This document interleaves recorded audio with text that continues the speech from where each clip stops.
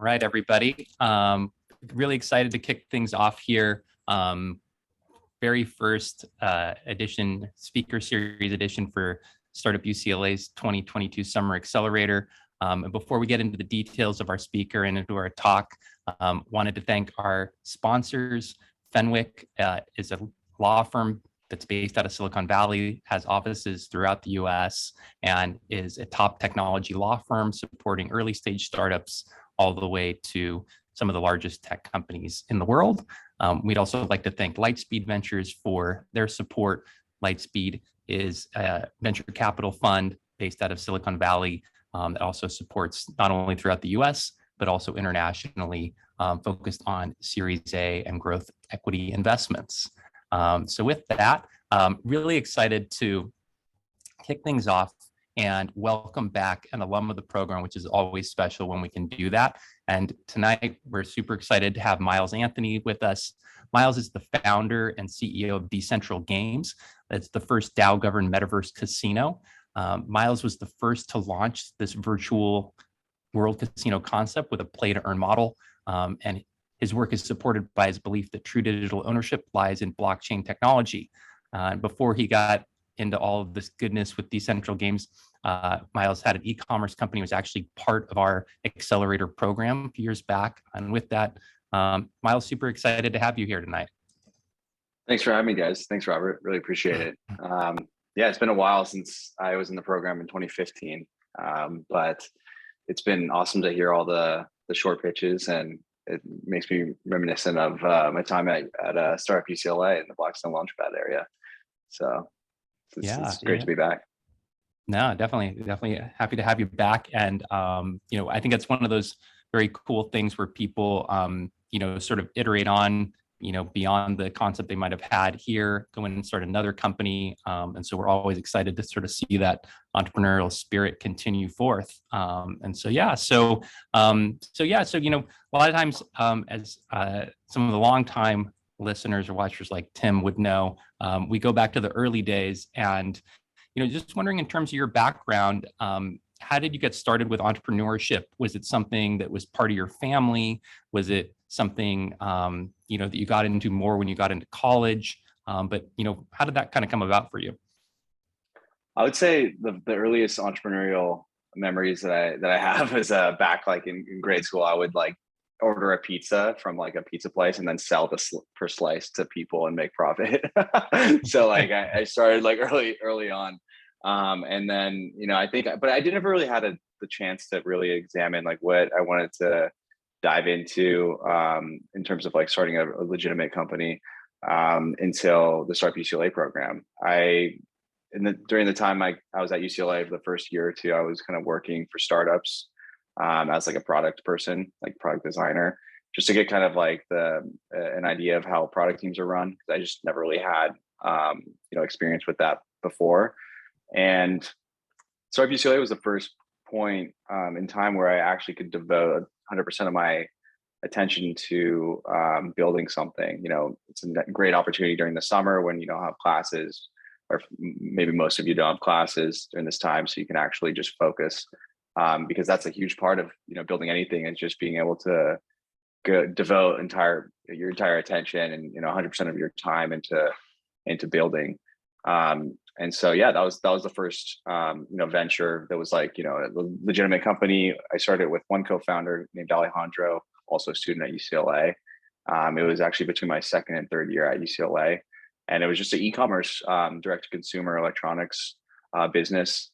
And we sold portable chargers. And so Robert probably has some funny stories about when we were in the program. We would go to the streets of Santa Monica and sell them to people like on the promenade and annoy people. And but I think looking back, it was just a great way to get feedback. I think that's something that we discussed today with a few teams, just getting like really direct, whether it's like good or bad feedback from your users or potential users. And so we were able to iterate on that and kind of improve the product over time. But yeah, I would say we didn't really experience success with that venture until like a year after the program, actually. That's when we were able to kind of crack the code for SEO and kind of just digital marketing in general. And so we could actually scale, because obviously selling products on the street of Santa Monica is not scalable. And like, my co-founder and myself, like, we don't want to be pitching the same thing over and over and over again to every single potential buyer. So that was an interesting experience, kind of scaling the business that way. But then, and then until today, the company I've been working on over the last 3 years is kind of more in, like, as Robert said, in the Web3 kind of crypto gaming space. And so yeah, that's kind of like the journey from, initial entrepreneurship selling, pizza slices or otter pops to like more legitimate project. Yeah, no, and I mean, like you were saying with some of that, I mean, one of the other points that I thought was really poignant about the first venture, first the one at UCLA, was that you guys had to pivot pretty early on. And I remember you coming into the office, and I'm trying to remember what the first product was software-based thing, like with menus or something, and I'm forgetting it. And then I remember you guys were like, hey, we're thinking about switching into this other thing. And, we kind of discussed it a little bit, but that ended up being a really good move. And, I had some doubts about it because it was in a competitive space. But, to your guys' credit, you guys really went out and hustled and pushed it. And, one of the other stories that I think of from that is, like, so we do a Silicon Valley trip where we'll get in a bus here at UCLA, basically head up north, go to Sand Hill Road and pitch. And I remember being at In-N-Out Burger, and you guys were getting sales at a random In-N-Out Burger on the way up there. And so I was like, all right, if they're doing this is like, this is really impressive that they're able to sell here. So yeah, so it was a harbinger of things to come, but I think, showed that persistence. And so, yeah, so it was great, and obviously led to, to more after that. So yeah, so I mean, also I guess the other thing to think about is, you had an interesting kind of degree combo. You did some math and also did econ, and wondering, for founders who have that kind of background, did you feel like, there were things you could leverage from it, or did you feel like ultimately, you just had to kind of start from scratch? Yeah, I mean, I would say in 2017, when I graduated from UCLA, I definitely knew at that point, even though I was running the Flux Chargers e-commerce business, and it was generating some decent cash flow, enough for me not to, like, get a job after I graduated. I never really wanted to get a legitimate job either. But I knew then that, like, with kind of the last cycle of innovation in the crypto space, obviously a lot of bad in that cycle, but there's some things that persevered through, like, the bear market. But it was pretty clear back then that having kind of like a math and economic background was valuable in terms of, like, understanding a lot of the technology involved with some of these projects and vetting them. And so I was originally just interested in, from an investment standpoint, there's lots of coins that popped up during that time because there was a lot of money flooding into the market. And so I would say having that kind of background from UCLA helped kind of a lot, because I also kind of did a few, like, programming classes as well. But moving on to actually starting the business in 2019, I would say even though it helped, in terms of, like, just understanding the technology, it didn't really help me, like, the math and economic side of things obviously didn't really help me in picking co-founders, hiring people, scaling the business. I feel like a lot of those skills that I incorporated into, like, the early days of Decentral Games, starting in 2019, were actually built and developed, like, for myself, like, in the Startup UCLA program. So I actually have to credit Robert and the Startup UCLA program for actually, educating me on how to get things going just from the ground up, when it comes to, like, starting a project. So I'm really thankful for that. Yeah, thank you. Well, thanks for the kind words on that. Yeah, I mean, and it's obviously a super interesting sector and has changed a lot. And like you said, has, had some ups and downs more, I'm saying relatively from the crypto sector, and all the turbulence that's involved there. But I also think arguably right now, like the most exciting sector, that we hear about from investors and outsiders and well. And so kind of take us through the genesis of, you could pick so many different parts, in Web3 to potentially work on. How did you decide, okay, we're going to start, with sort of, these casino-based games and go that direction versus one of the other ones? Yeah, definitely. So back in 2017, one of the projects that I invested in originally was this project called Decentral Land. It's kind of just like a 3D virtual world, and everything that you own, it's kind of like Second Life. And everything you own in the world is a token, like a non-fungible token, NFTs, that you guys have probably heard of.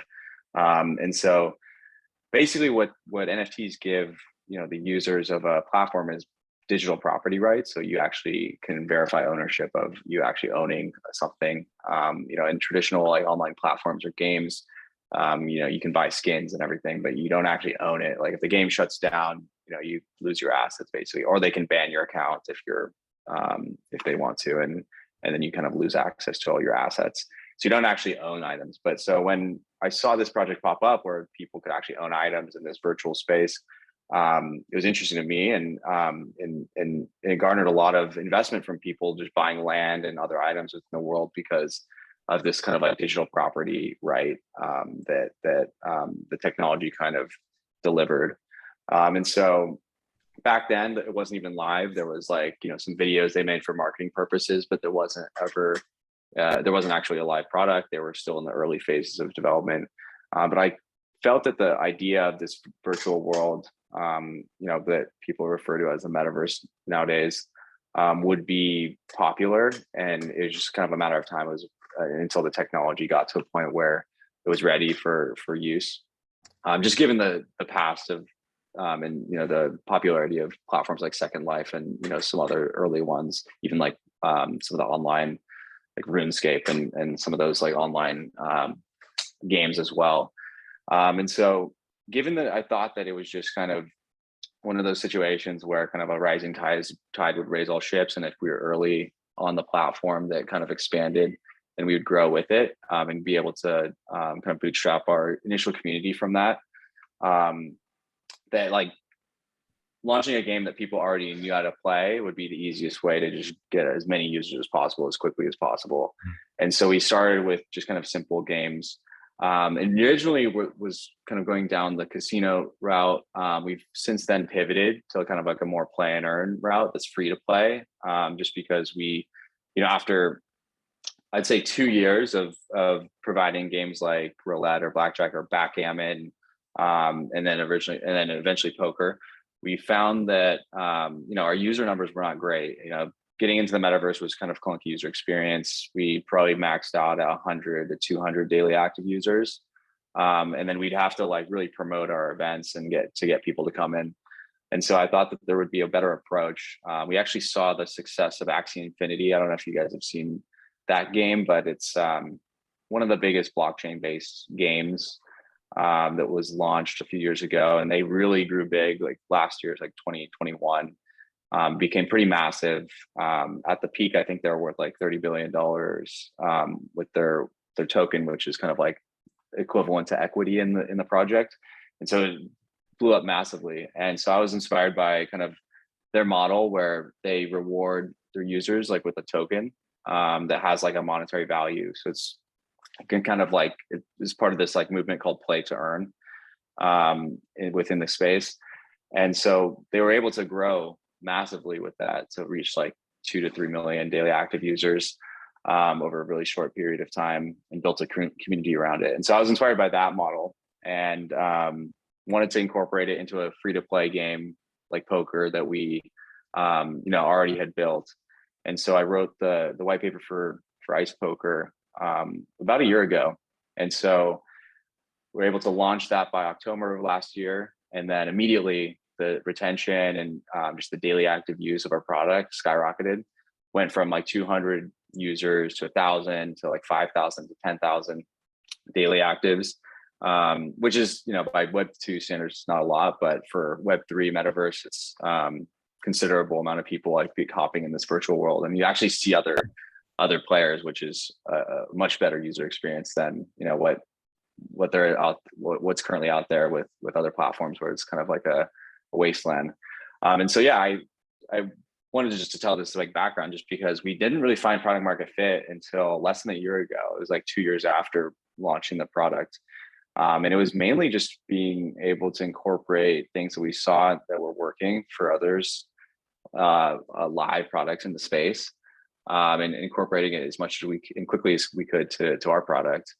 And so eventually, that's our flagship product now, is this like free to play game where you kind of have to have these wearable items on your avatar, but you can play kind of 3D poker in this like virtual environment. And so going to the future, like we're just trying to just expand that as much as we can. So we're building like a 2D web version, a mobile app, just so we can scale. Because ultimately we want to get to that 1 million daily actives, and we kind of we're able to get to around like 5 figures. So yeah. No, I mean, I that's think kind of been the journey. So many interesting points there, and two that I want to focus on are that, like, first, like kind of picking that sector that you knew was high growth and that you knew had lots of potential, because I think sometimes people are kind of trying to decide, is this something I want to do or whatnot? And if they get stuck in a slow growth sector or a market that is fairly small, then it just is a lot of headwind to deal with, and the opportunity might not end up being that big for them. So whereas I think if you can be in one of those newer things, not only is there less competition, but you can actually get some progress. And I also think, like, whether it's an acquisition or those kinds of things, then other companies see it as innovative. And so I think there's so many benefits to being in one of those newer sectors. And the other point that really came across to me in terms of what you were saying was, just being responsive to the feedback, and being able to kind of think like, okay, and it's tough because I think as founders, we get really invested in something and we're like, man, we put all this effort, we had some hypothesis that we thought would work in a particular area. And then we went for it, we went and build it, we did marketing for it, or whatever else goes into it. And then it's like, then we have to be like, okay, no, you know what, we're going to have to change course here and whatnot. That's not always a simple, easy thing to do. I know we talk about, you go pivot.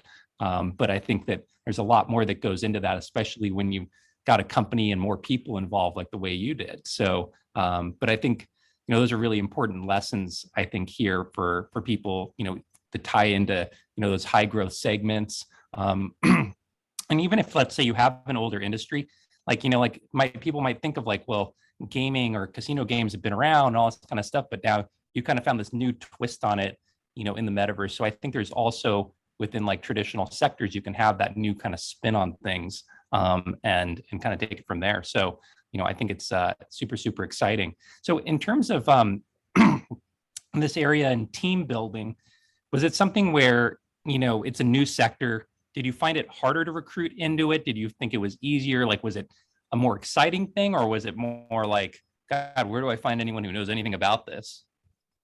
Yeah, it was.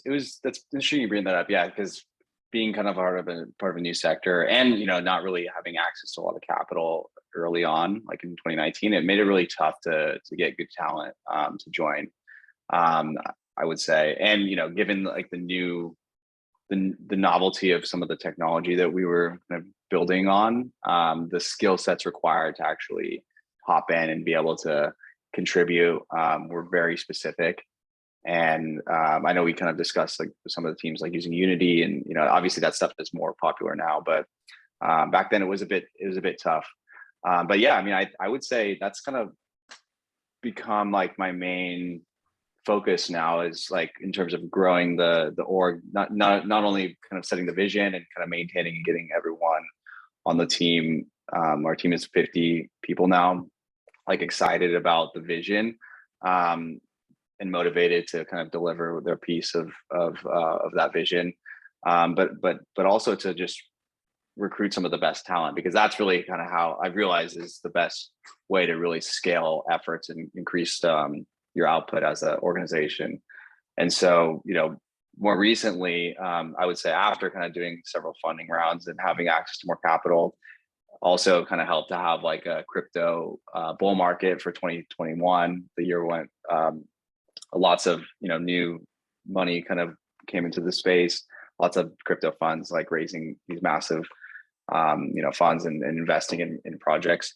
It gave us the ability to incentivize some of our employees with tokens. So not only like a salary, but also access to kind of something like equity in a lot of ways, but it's liquid. So it's like pretty attractive to someone who just kind of wants that larger, paycheck at the end of the day, because they're able to like trade their equity basically as it vests to them, as opposed to like a traditional startup where it's like you kind of have to wait for like a liquidity event to have access or to sell any shares of the business. So yeah, that actually helped us a lot, I would say, to recruit even better talent over the last 6 months or so, kind of getting the more traction, experiencing a bit of growth, and then having the access to the funding and more kind of equity that's liquid to hire some solid talent. We actually just recently brought on a CMO. It was actually our first CMO hire. We brought on a CMO that was kind of like a prior like seven years as VP of marketing at HubSpot, and so that was like one of our biggest hires. And I wouldn't have been able to kind of attract that level of talent without kind of building up to there, kind of over the last 3 years. So over time, to answer your question, I would say over time the hiring has gone easier, but at the start it was tough to convince someone to work for nothing and and like share the same vision and passion that you do. No, totally. I mean, and you've lived it a couple times now, so I know you know it well. And for those of you out there who don't exactly know or understand what Miles was talking about in terms of having a token associated with the company, is it's almost like having your own currency, and it's tradable in an open market. And so as we think about like stock options and things vesting and whatnot, these tokens are, like you said, in this liquid environment where you can actually go and trade them. And the other people who I think are also very excited and interested about that are the investors, who also have now this new ability to, obviously there's some restrictions with investors, but like that new possibility, I think, is super exciting for the Web3 crypto funds. And they're not on like a 10-year life cycle like most of the other venture funds hoping for an IPO or M&A activity or things like that, which I think is a real game changer. And another one of those things that just reminds me of like the Web3 space,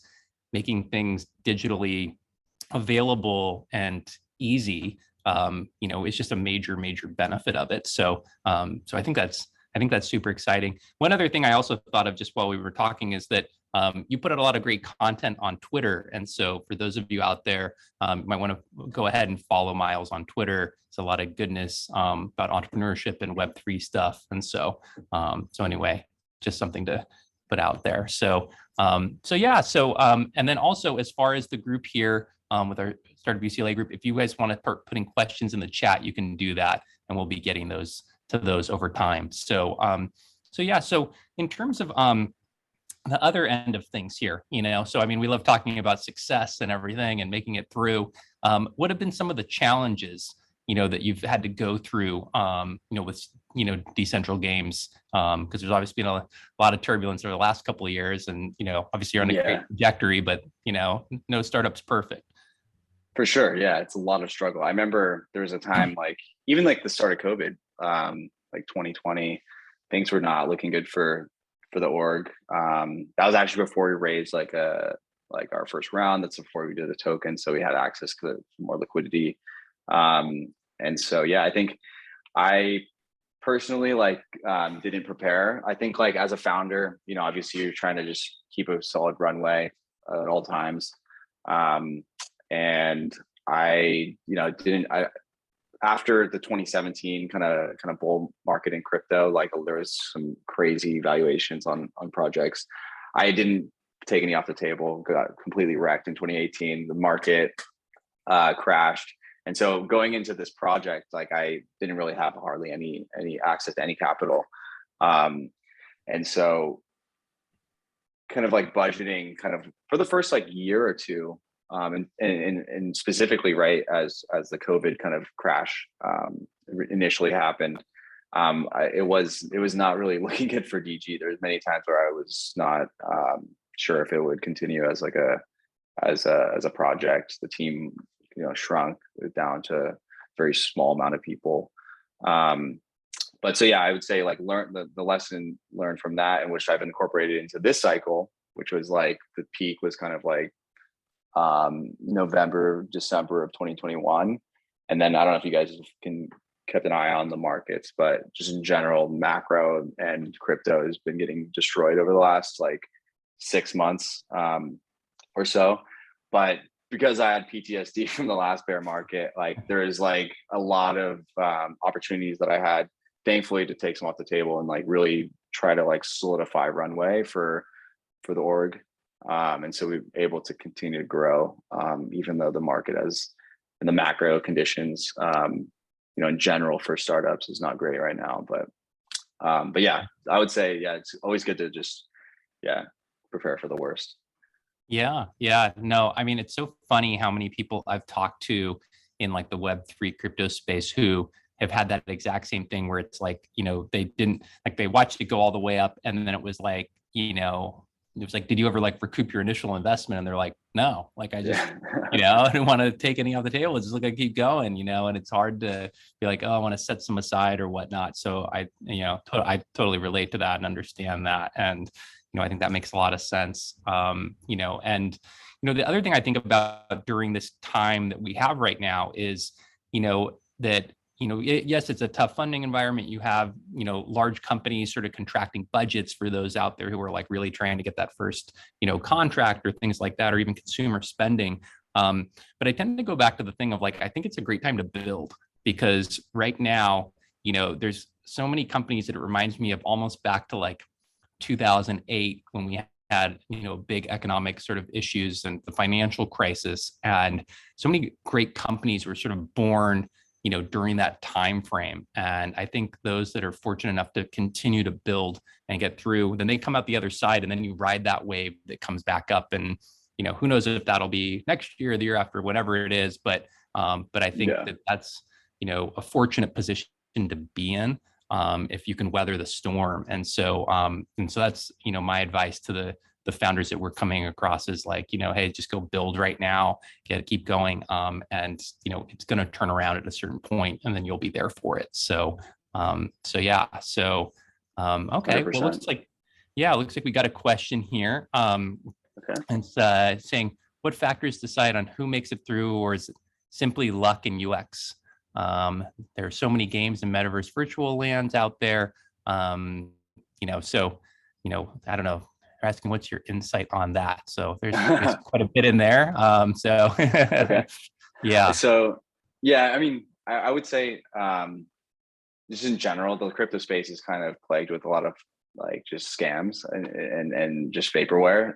It's kind of just the reality. And so for me, like whenever I like evaluate any type of Web3 product, I really just want to use the product. Like I want to just check it out and like just play around with it, build on it, develop something using the platform.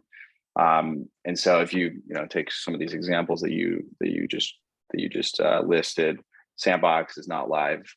They've been live. They've been like trying to say that they're going to go live within or over the last like 3+ years. Alluvium is not live either. Can't try it out. They put out marketing videos all the time, but they actually don't have anything that you actually go play.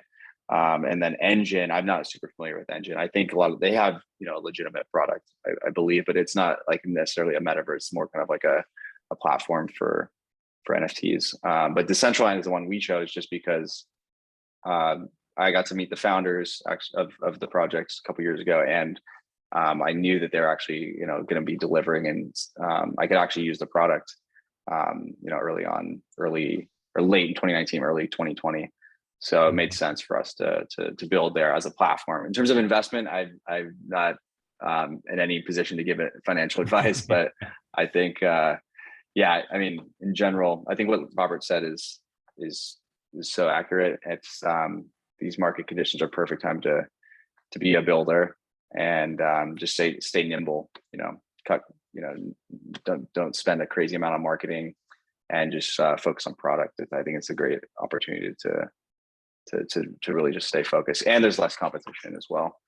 Yeah. During these Yeah. times. I think you're so right about the thing of actually demonstrating it. And, like I said, from the, some of the Web3 projects I've seen, you said like amazing marketing videos, and you see all kinds of things on there. And it's like, and obviously there've been issues in terms of like, people pumping things and like, what are they getting kickbacks on that? You know what I mean? And because there's a little bit like less regulation on it, I feel like it's a little bit more prone to some of those kinds of things. And, For sure. but, in a lot of ways, like I think that the consumers can view that almost, the way like investors might in, VC backed companies where, it's kind of like, I mean, how many times have we been with investors and it's like, they'll sit there and they're like, great, can I give it a try? Like, let me see it, and I think of our, even our trips to Lightspeed and, visiting Barry Eggers and just being like, all right, great. Can I try it out right now? And I think not only does it show that you actually like execute and you can do it, but I think then it's like, when they get it in their hands, it's so much more real for them as the investor, or if you're the consumer investing into a project. And so, I really think that's a huge part of it, is just making sure you have the ability with your team to execute that vision, because, otherwise, like you said, it's just a nice looking slide deck or a slick promo video or something like that. And the funny thing is that even if you make it to that next stage of execution, it's not like that's the end of the road. Then it's like, okay, now it's like the beginning of the actual real work of testing and validating and seeing where things go. So yeah, but yeah, super interesting space in general. Exactly. Mm-hmm. Yeah, I mean, I would say there's definitely pros and cons to the kind of liquid market of this equity that represents your projects. On one side, obviously, you can use that and you can incentivize your team with it. But on the other side, it kind of results in a lot of people trying to pump up the value of their equity by like spending a lot on marketing and kind of shilling their tokens. And so as a result, I think a lot of the space is filled with people that's their main KPIs. Their KPI is their token price, not their user base or their engagement. So there's definitely pros and cons, and definitely seen a lot of people take advantage of those more negative sides. But in general, I think it's a great way to incentivize your team, though. So yeah, no, I definitely think the positives outweigh the negatives for sure on that level. So that makes sense. So kind of going back to the entrepreneurs that are in the audience or will be watching this recording, and putting yourself in their shoes, what would be some advice you'd give somebody who's just getting started on their first venture? Is there anything in particular where you're like, oh, if someone had just told me that, or this is something that really resonated with me when I was sort of going through it for the first time? Yeah, definitely. So I would say to recap what you said, Robert, in just kind of picking high growth sector, that's obviously kind of a cheat code in a lot of ways. But it doesn't have to be specifically in crypto, but just using kind of technology or kind of some type of novel technology to solve a problem or deliver kind of an entertaining experience for a user. It kind of makes scaling easier, because then you'll be able to raise money. Attracting investment from investors kind of allows you to expand and take it to the next level. And so yeah, that's obviously a huge part of expanding any project. And then yeah, the portion on just kind of focusing on product first, especially right now in these market conditions. I think getting that product live is just huge. Getting the product market fit, once you built something, to actually hone in on the product market fit, which we didn't achieve for 2 years. It was a long time before we actually got that product market fit after building something initially. So yeah, I think couldn't be a better time to focus on those types of things, just given the sentiment right now in the markets. In terms of just general advice, I would say just use these if you're a student, which I was during the program, it's just like such a great opportunity to just spend your whole day just building something that you're passionate about. So, it's like night and day compared to like when you go back to classes and you have to be taking 3, 4 classes, and try to balance that with your venture. And so, it's temporary. It's only, a couple month program. And so I think, but you can get a lot done in that amount of time. So, iterating on product and product market fit, I think is huge. And being able to just devote your 100% of your time is a great opportunity. So I definitely would not take it lightly. I think that's kind of would be I think that's great. Yeah. Yeah, no, for sure. Wonderful. All right. Well, a couple other ones here. So we're asking, how did you acquire your first users? And then same kind of question, I guess, marketing tactics for that, as well as when you switched to the play to earn model. So in terms of like early community, or like, and actually this is sometimes a question you might have heard me ask this before, but it's kind of like, hey, you want to get your first 50, 100 users. Like, yeah, who are you talking to? Are you going to your friends? Are you emailing people? Are you going through your social media networks? Like, are you hitting up friends and family? How were you thinking about it? So for us, like we kind of just started with the decentralized community, whether it's like on Discord, Reddit, and just getting them because they're obviously already familiar with the platform. Yeah. I would say is just a kind of low hanging fruit. If you're obviously in crypto, it's a little easier because like there's a bunch of Discord chats and community forums that you can kind of leverage. If you're building non-crypto, I would say you probably want to just get started with anywhere, like any public forum or social media environment where like there's your target users, or what you think is your kind of target demographic would be hanging out, that would be interested in your product. And then obviously from there, you want to incentivize the people that you already brought on to like bring on their friends and like-minded people. With tokens, it's kind of easier to do that, like incentive structure, but there's definitely ways to do it with non-crypto businesses too. So yeah, I think that's kind of like my advice on initial user acquisition. In terms of switch. Okay. Oh, so go ahead. Go ahead. Sorry. Go ahead. I was just trying to. No, I'm just going through. I'm kind of digesting some of the other feedback here. So, so I think, maybe an extension of this, and maybe it also relates to the community and the parts you're kind of taking from that, but the question was, what do you think helped your team achieve the product market fit? Was it kind of talking to customers or community? Was it market trends, trial and error, all of the above?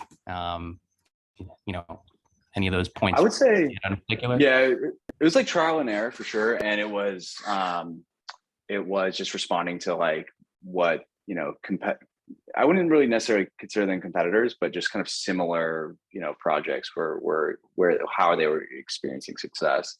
And so for us, I'd say like we saw this early success on, even, before the pivot to play and earn.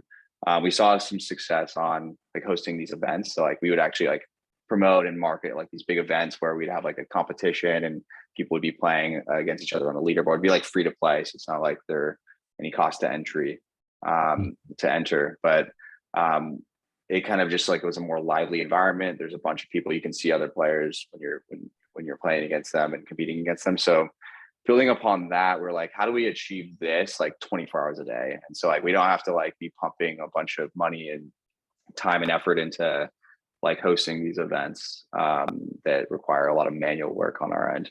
And so that's kind of like how we eventually kind of arrived at kind of the play and earn model, where like basically this like daily tournament that goes on. So it feels like, and obviously giving the users like an incentive to win, kind of makes it so that is a bit automated, just like that daily, tournament. And like, I think what we've arrived at now still has a lot of room for improvement. So we're launching like another tournament mode next month, which we think will even further improve that kind of iterative process. It's always room for improvement. So Totally. Yeah, no, it's always more to add for sure. and actually it's interesting because it maybe leads to the next question, which I think of as sort of like, how do you prioritize things? There's a ton going on. You're in hyper growth mode right now. There's so many different ways to look at monetization, tokenomics, so many things, hiring. Are there any ways that you sort of look at sort of prioritizing, your time, or how you where you allocate your focus within the company? Yeah, definitely. So it's unfortunate, but I would say you're probably going to say no 99% of the time to most things that are like right across your desk or suggested. Yeah. But the 1%, you have to have an open mind still, I would say. Like we would have never kind of figured out the pivot if we were just like fully focused on like the original vision and not open to anything else that was going on. But yeah, it's definitely tough to kind of filter out like the noise and stuff that actually could add value if you incorporate it, and being able to calculate okay, if we want to incorporate this new feature, like how much is that going to deviate our timelines for our existing KPIs, and how feasible is it to actually implement, and how that would affect things. So it's kind of like a constant battle of those two things. But yeah, I think the 1% of the time you say yes, like, can drastically add a lot of value. But if you're saying yes to too many things, then you can spread yourself way too thin and not be able to deliver on anything. So yeah, it's a really delicate balance of like focus and being open-minded. So it's tough. Yeah. And I feel like I made a lot of poor decisions in the past, which cost us a lot of time and money. But I think over time I've definitely been able to improve the decision making with regards to kind of deviating from a roadmap, or changing roadmap, or adjusting it. Yeah, no, totally makes sense. So okay, well, wonderful. Well, I guess the final question here is, where do you see Decentral Games, or even yourself, say 5 or 10 years, or as far as you'd like to extrapolate, where do you ultimately want this all to end up? I would say, fundamentally, I think that kind of this crypto movement and Web3 is really in its infancy. It's like kind of, in my opinion, I feel like it's like kind of the next iteration of the internet. That's, I guess, why people call it Web3. But right now it's just not ready for the mainstream adoption. I think some of the concepts will take a while really to reach mainstream adoption. And so for DG, or Decentral Games, I thought that, creating a game like poker that's free play, and kind of gamified in a way where you collect items and skins and everything and play with your friends, would be an interesting way to onboard a lot of people into like this new technology. In my opinion, they shouldn't even know that they're using crypto. It should just kind of be in the background, eventually, like abstracting away like the use of like a wallet and everything. It should just be as simple as like downloading an app from the App Store and using any existing application out there. And so we're working on that. Obviously right now, like, we kind of have like a crypto nerd user is our main user, like including myself, kind of have to have like this nerd, some crypto knowledge to really navigate around the product. But I just think, if we're able to onboard millions of people into our game, which is pretty reasonable given the DAU numbers of like Zynga and some of these other like just general mobile game companies, and we're able to onboard millions of users and be using like the underlying, crypto-based technology, I think it would just be an immense amount of value in that, when it comes to valuation and, just partnerships going forward. To give you guys an example, like just because we have like, 10,000 people in the metaverse, which is a tiny amount, just because it's the metaverse and there's no other platform or game that has kind of populated a metaverse, we've had interest from like MasterCard, Tyson Foods, and a few other pretty well-known brands to just pay a lot of advertising dollars to advertise to our user base, even though it's tiny. And so, you know, those numbers, they would gawk at those numbers if it was just like an app.